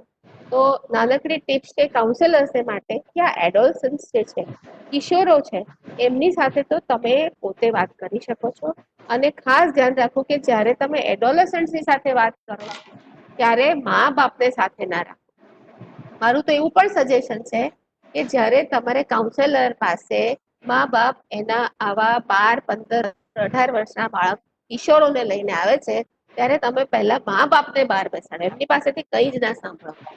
પહેલા તમે આ કિશોર સાથે વાત, કારણ કે ઘણી વાર એવું બને છે કે માતા પિતા એના કિશોરને કયા વિના જ લઈ આવતા હોય છે, અથવા તો તમારી પાસે એટલી બધી એની ફરિયાદો કરી દે એટલે પેલો કિશોરે સમજે છે કે ડોક્ટર પાસે કે કાઉન્સેલર પાસે મારી એટલી બધી ફરિયાદ થઈ ગઈ અને પછી એ તમારી પાસે આવે એટલે ચૂપચાપ બેઠો હોય, કંઈ બોલે જ નહીં. બરાબર ને? તો આ બધી ઓવરઓલ જનરલ કાઉન્સેલિંગની વાત છે, પણ ખાસ કોવિડ માટે આ એડોલસન્ટ્સને એમની સમજણ પ્રમાણે એમને નોલેજ આપવાની જરૂર છે. આ કેમ થાય છે એ સમજાવવાની જરૂર છે, કઈ રીતે બચી શકીએ સમજાવવાની છે. અને ખાસ જે વારંવાર આપણે કહીએ છીએ કે પરિસ્થિતિ અસામાન્ય છે, આપણી ચિંતા ઘણી જ સામાન્ય છે. દરેકને આ ચિંતા થાય છે. આપની ઉંમરના લોકોને પણ આવી ચિંતા થઈ શકે છે. એ પોતાનો સમય ઘણા પોતાના હોબીઝમાં ગાળી શકે, નવી વાતો શીખી શકે, એ બધી વાતો તો આપણે કરી જ. એ પોતે ડાયરી રાખી શકે છે, સ્ટોરી લખી શકે છે, ક્રિએટિવ કામ કરી શકે છે. પોતાની જે ઇમોશન્સ જે આવી રહ્યા છે એને માઇન્ડફુલ રહી શકે છે, એ ઓબ્જેક્ટિવલી પોતાનામાં શું અનુભવાય છે એવું પણ જો એ શીખી શકે, કાઉન્સેલર એને થોડી રાહ બતાવી શકે, તો એડોલસન્ટ્સને ઇમોશનલ ગ્રોથ અને ડેવલપમેન્ટની પણ આ તક હોય છે. તો હું બહુ ન કહેતા અહીંયા હું અમારું જે વક્તવ્ય છે પૂરું કરીએ છીએ. ખાસ કરીને હું કાઉન્સેલર્સને કહીશ કે તમે જાતના રિસોર્સિસ છે કે જે બાળકો માટે, કિશોરો માટે, એમના મા બાપ માટે આપણે જાતની માહિતી માહિતી આપે છે. ઘણી બધી જે પેરેન્ટિંગ ટીપની વાત કરી એ WHO અને યુનિસેફ દ્વારા બનાવેલી છે. આ ઉપરાંત ઘણી એવી સાઇટ છે જે તમને આમાં દેખાઈ રહી છે કે જેમાં તમને આવી ક્રિએટિવિટી માટે કે બાળકોને ભણતર માટે પણ હવે તો દીક્ષા જે છે એ આપણી ગવર્મેન્ટની જ વેબસાઇટ છે અને દીક્ષાએ ખરેખર હવે ગુજરાતમાં પણ ગુજરાતીમાં આપણને રોજે રોજ નાનાથી મોટા બાળકો માટેની પ્રવૃત્તિઓ એ લોકો કરી શકે એવા રિસોર્સિસ વિકસાવ્યા છે અને એ આપણે ચોક્કસ એ લોકોને બતાવી શકીએ કે જ્યારે આપણે કાઉન્સેલિંગ આ મા બાપ કે આ બાળકો કિશોરો સાથે કરીએ તો આપણે આ રેડી રહીએ કે આપણી પાસે એવી જાત જાતની માહિતી અને જાત જાતના રિસોર્સિસ છે કે જે આપણે એમની જરૂરિયાત પ્રમાણે એમને આપી શકીએ. એક કાઉન્સેલર તરીકે રેપો ડેવલપ કરીએ, આપણે એની ચિંતાઓ કોવિડ વિશેની ઓછી કરીએ, એને માહિતી બરાબર આપીએ, એને જો કોઈ મનમાં ગલતફહેમી હોય, મિસકન્સેપ્શન્સ હોય તો એ આપણે દૂર કરીએ, એના ફિઝિકલ મેન્ટલ હેલ્થ વિશે આપણે સમજાવી શકીએ, હાઇજીન વિશે સમજાવી શકીએ છીએ. એને પોતે પણ ઘણું સરસ કરી રહ્યા છે, જે પોઝિટિવ ક્વોલિટી છે, એની સ્ટ્રેન્થ છે, એને આપણે ચોક્કસ પારખીએ અને આપણે એને કહીએ બાળક અને કિશોરને કે તમે બહુ સારું કરી રહ્યા છો. પોઝિટિવ સ્ટોરીઝ કરીએ, પેરેન્ટ્સને પણ આપણે ટિપ્સ આપીએ. એક્ટિવ લર્નિંગ પ્રોસેસ કઈ રીતે એ રાખી શકે બોર થયા વિના, તો આપણે જો એવી એનું કાઉન્સેલિંગ કરીએ તો આપણે ચોક્કસ મદદ કરી શકીએ. થોડા વધારે જો માનસિક સમસ્યાઓ હોય તો એમને આપણે હેલ્પલાઇનનો નંબર આપી શકીએ છીએ જે 1100 છે અને સાયકિયાટ્રિક રેફરન્સ માટે પણ આપણે કાઉન્સેલર એ પ્રોસેસ સ્ટાર્ટ કરી શકે છે જો જરૂર જણાય છે. જો જરૂર જણાય તો ચોક્કસ ઘણા બધા પોઈન્ટ છે કે જેમાં આ કાઉન્સેલર્સ કામ કરી શકે છે. આ 1100 છે એ આપણી ગુજરાતની સાયકોસોશિયલ સપોર્ટની હેલ્પલાઇન છે. એમાં એ લોકો મદદ લઈ શકે છે અને આપણે દરેક મા બાપને એ કહેવું જોઈએ કે આરોગ્ય સેતુ નામની એક એપ છે કે જે એ લોકો ડાઉનલોડ કરશે તો કોરોના કે કોવિડ ની મહામારીમાં એના નોલેજ ઉપરાંત એમને છે કે નહીં આવી જાત જાતના પ્રશ્નો ઉપરથી એ લોકોને આ ખબર પડી શકે છે. તો હું મારું વક્તવ્ય પૂરું કરું છું. ઓવર ટુ SIHFW અને આપણી પાસે પ્રશ્નો પણ ધીમે ધીમે આવી શકે છે. Thank you very much, Ritambara madam. Thank you very much, Kamlesh sir. We will quickly move to question answer session. Still we have 15 minutes.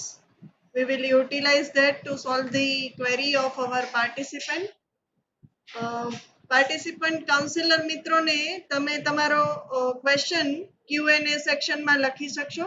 Q&A section તમારી સ્ક્રીન પર 3 ડોટ વાળું જે આઇકોન છે એની અંદર તમને જોવા મળશે. એની અંદર તમે તમારો ક્વેશ્ચન લખો અને ક્વેશ્ચન લખો ત્યારે ઓલ પેનલિસ્ટ ઓપ્શન સિલેક્ટ કરજો. ઓલ પેનલિસ્ટ લખશો તો જ એ દરેકને જોઈ શકાશે. તો પહેલો ક્વેશ્ચન છે કેયુરભાઈ તરફથી. બાળકને વારસાગત માતાથી ડિસ્લેક્સિયા મળ્યો હોય તો તેનામાં પરિવર્તન આવી શકે?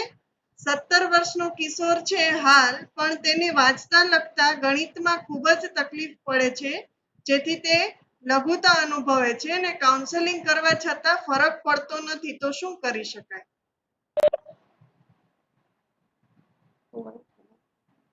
ખાસ ડિસ્લેક્સિયા એટલે કે સ્પેસિફિક લર્નિંગ ડિસેબિલિટી એટલે કોઈને ગણિતમાં, કોઈને ભાષામાં, લખવામાં, વાંચવામાં કોઈ તકલીફો હોય એને આપણે ડિસ્લેક્સિયા કહીએ છીએ. આપ સૌ અત્યારે એકચ્યુઅલી સમય ઓછો છે કે હું તમને ડિસ્લેક્સિયા વિશે વધારે કહી શકું, પરંતુ ડિસ્લેક્સિયામાં એનું ઓળખ કરવી એ જરૂરી છે, જેને માટે સાયકોલોજીસ્ટ અને સાયકિયાટ્રિસ્ટ મદદ કરી શકે છે. ગણિતનું કે કોઈ પણ ડિસ્લેક્સિયા હોય તો પણ એમાં રિમેડિયલ એજ્યુકેશન થઈ શકે છે, એટલે કે એ બાળકની કયા લેવલે એની એક્ટિવિટી છે અને કેટલું એ સમજી શકે છે, ક્યાં એને મુશ્કેલી છે એ સમજીને સાયકોલોજીસ્ટ એને રેમેડિયલ એજ્યુકેશન આપતા હોય છે. ઘણી સ્કૂલોમાં એને માટે સ્પેશિયલ એજ્યુકેટર્સ પણ હોય છે કે જે લોકો એમને આ ટ્રેનિંગ આપી શકે છે. આ બહુ લાંબી ચાલતી ટ્રેનિંગ છે. હવે 17 વર્ષનો થઈ ગયો છે કિશોર, છતાં પણ જો ગણિતમાં બહુ તકલીફ પડતી હોય તો આપણે સ્વીકારીને ચાલવું જોઈએ કે એને બહુ વધારે એની પાછળ એને સમય ગાળવાની જરૂર નથી, કારણ કે વારંવાર એ કોશિશ કરશે કે હું શીખું, અને એ બધું પછી પણ જો એ નહીં કરી શકે તો એ હતાશ થશે, નિરાશ થશે, અને પછી એને એમ લાગશે કે હવે હું કંઈ નહીં કરી શકું, હું બુદ્ધિ વિનાનો છું. તો આવી ઇમોશનલ તકલીફો ચાલુ છે. એના કરતા સારું એ છે કે દરેક મા બાપ પણ એ કિશોર સાથે જોડાય, આ વાતનો સ્વીકાર કરે કે હા થોડી ઘણી ગણિતની તકલીફો છે, તો હવે તો NIOS એ એવી જગ્યા છે કે એ લોકો ગણિત સિવાય બીજા વિષયો લઈને પણ 10મા 12માની પરીક્ષા આપી શકે છે, અને એ જે વિષયોમાં સારો છે એમાં એ આગળ વધે.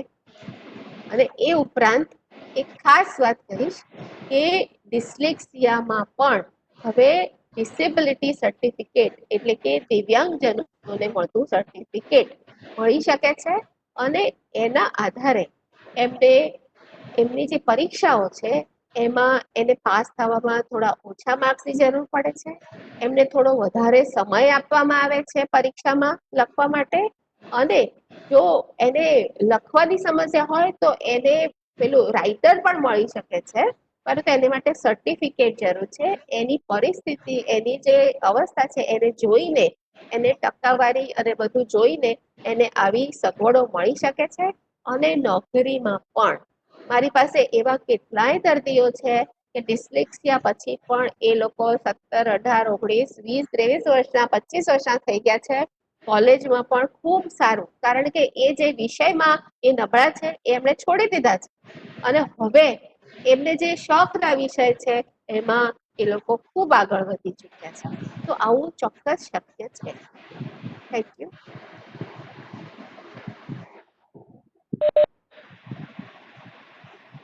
આર્ચી ઇઝ આસ્કિંગ, લોકડાઉનના સમયમાં 5 વર્ષથી નાના બાળકને બીજા મોટા બાળકોની દેખાદેખીમાં મોબાઈલ રમવાની જીદ આવવા લાગી છે.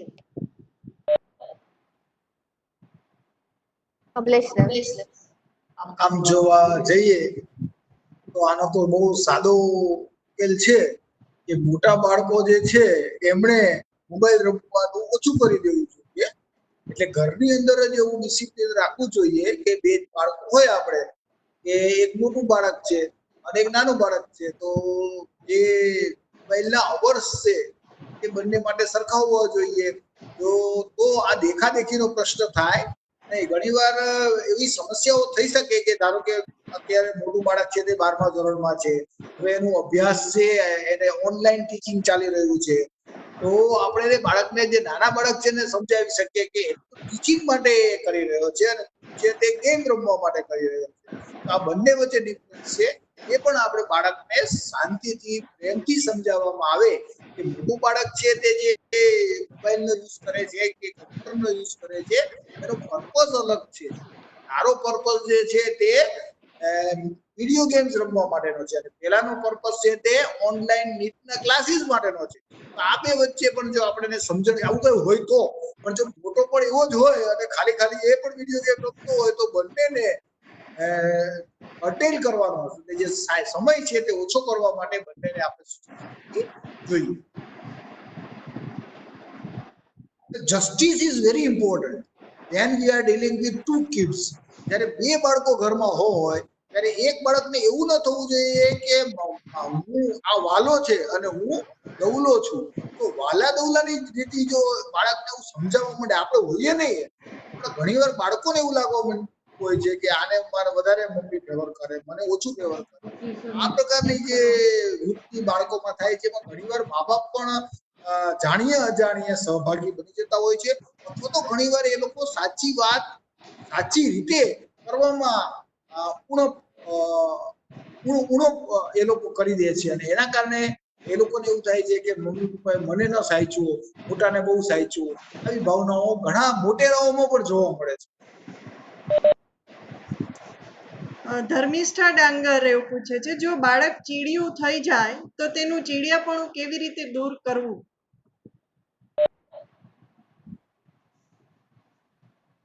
ચીડિયા થવું એટલે શું, એ બહુ મોટો પ્રશ્ન છે.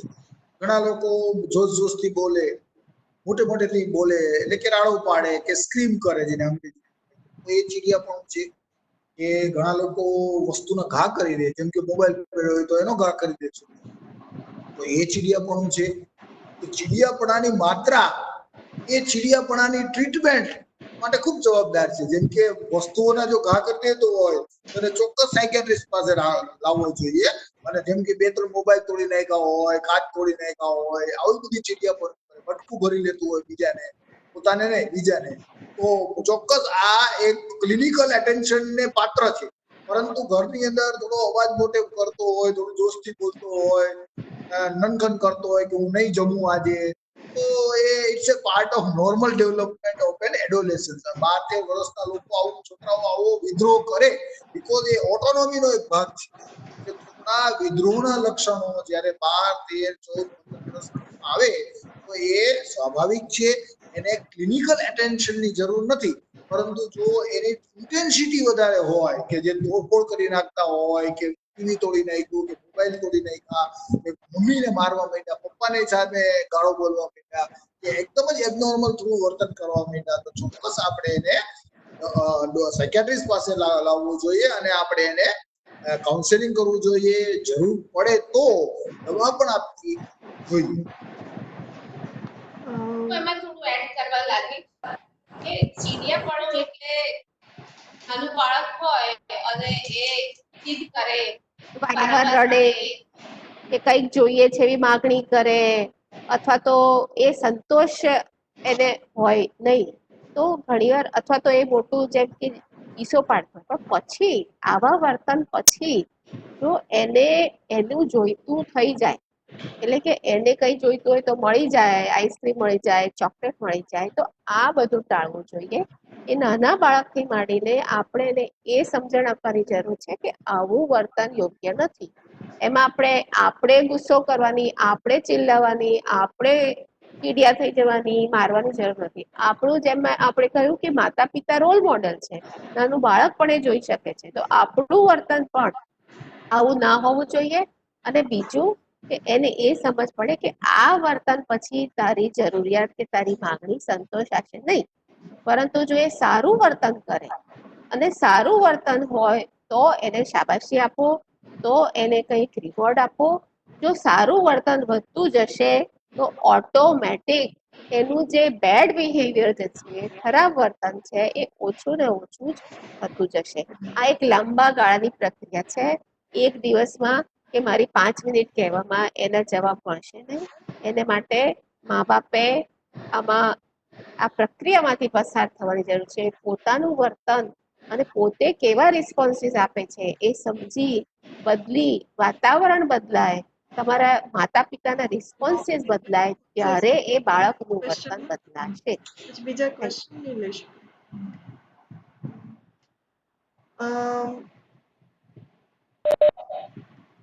Dr. Akshay Upadhyay sir wants to add anything to that question about chidiyapanu of a child, and can there be any other physiological reason or a pathological reason?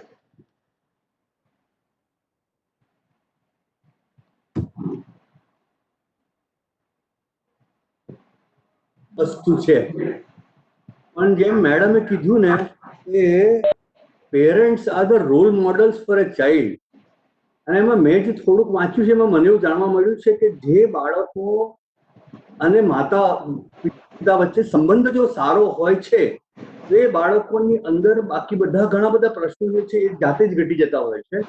અને જે તરુણ તરુણીઓની સાથેનું જે વર્તન મા બાપનું બરાબર નથી હોતું, એમાં પ્રશ્નો વધતા જ જાય છે આપણને.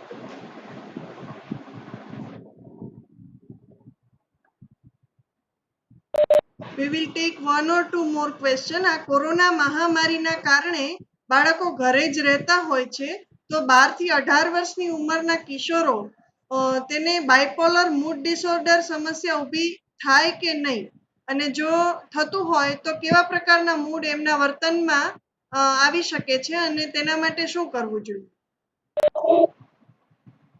આપણે સૌએ એટલું સમજી જવાની જરૂર છે કે ગંભીર પ્રકારની માનસિક બીમારી એટલે કે આ બાયપોલર મૂડ ડિસઓર્ડર, સ્કિઝોફ્રેનિયા કે ઇવન ડિપ્રેશન, આ બધા ફક્ત આવી પરિસ્થિતિ સર્જાવાથી કે સ્ટ્રેસ થવાથી થતા નથી. કદાચ એક મોટો સ્ટ્રેસ, એના માટે પેલું કાગનું બસ બેસવું ડાળનું પડવું, એક પ્રેસિપિટેટિંગ ઇવેન્ટ કદાચ હોઈ શકે છે, પરંતુ એ થવાને માટે બાળકને અથવા તો કોઈને પણ કિશોરને એ પહેલાથી એને જીનેટિક રિસ્ક, બાયોલોજીકલ રિસ્ક, એનો પર્સનાલિટી અને સાયકોલોજીકલ રિસ્ક રહેલા હોય છે. એ પછી આ એ તો છેલ્લું એક કહેવાય ને કે છેલ્લો ભાર છે કે જેનાથી કદાચ એ ચાલુ થાય. તો એવું ડરવાની જરૂર નથી કે કોરોનાની મહામારીને લીધે કોઈને પણ માનસિક બીમારીઓ શરૂ થઈ જાય છે. અને ધારો કે તમારે ઓળખવું હોય કે આવું બાયપોલર મૂડ ડિસઓર્ડર, તો એ એકદમ અલગ અને એકદમ એનું બિહેવિયર બદલાઈ જાય છે. બાયપોલર ડિસઓર્ડરમાં બે પ્રકારના બે ધ્રુવ જોવા મળે છે, પોલ છે બે, એક બાજુ ડિપ્રેશન છે અને એક બાજુ મેનિયા છે. ડિપ્રેશનના લક્ષણો જે એડલ્ટ્સમાં એવા જ કિશોરોમાં હોઈ શકે છે કે બહુ ઉદાસી થવી, ગમવું નહીં, કઈ કામમાં રસ ન પડવો, ઊંઘ ઓછા થવા, ચીડચીડિયાપણું થઈ જવું, ગુસ્સો આવવો થી માંડી અને જે જીવન નકામું લાગે, હોપલેસનેસ, હેલ્પલેસનેસ, વર્થલેસનેસ, આવું બધું થાય કે ઘણીવાર આત્મહત્યાના વિચાર આવે, એ ડિપ્રેશન છે. અને બીજી બાજુ જે છે કે મેનિયા, મેનિયા એટલે કે ઉન્માદ.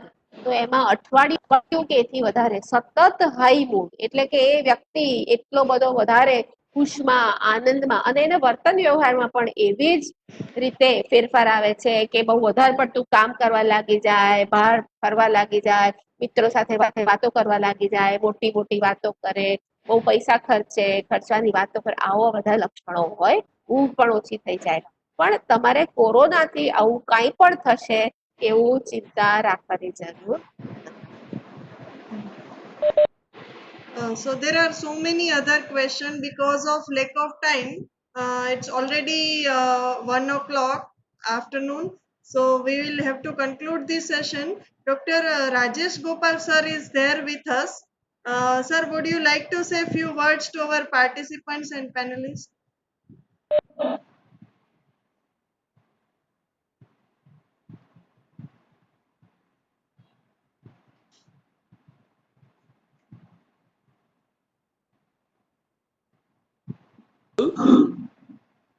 Hello Yes, sir. Yes, hello sir. Yes, sir. You are audible. हाँ, मैं सबसे पहले doctor Ritambara, doctor Kamlesh, doctor Akshay और आपको लिपि बेन बहुत बहुत धन्यवाद देना चाहूँगा. It was an excellent session, बहुत ही इंटरेक्टिव, पार्टिसिपेटरी, और ये सबसे ज़्यादा ये चीज़ कि बहुत से प्रश्न लोगों के दिमाग में है. तो मैं अपने सभी काउंसलर भाई बहनों से अनुरोध करूंगा कि आप लोग इसी श्रद्धा, इसी निष्ठा के साथ में जो हमारे आगामी और भी सेशन है उसको रेगुलरली अटेंड करते रहिए. वहां पे जिस तरह से समय मिलेगा हम लोग चर्चा करेंगे. क्योंकि यहाँ पे मैं एक बात कहना चाहूंगा, I don't want to sound as an alarmist, but WHO का जो प्रेडिक्शन है उसमें 2020 साल में depression would be the second commonest disease सभी डिजीजेस के साथ में.